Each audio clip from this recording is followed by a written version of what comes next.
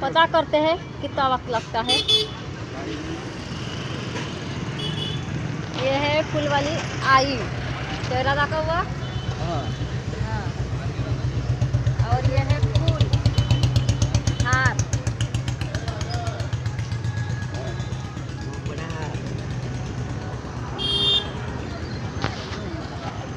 आई है फूल हार बनवायला किती वेळ लागते ग? जास्त वेळ नाही लागत, 1-1.5 तास. 1-1.5 तास. आणि विकते किती मध्ये? ते 80ला, 60ला, 50ला, 40ला, 30ला. आणि तुझी खरेदी काय आहे? हे आहे आपल्याला 1 पावमध्ये 4 हार होतात छोटे छोटे.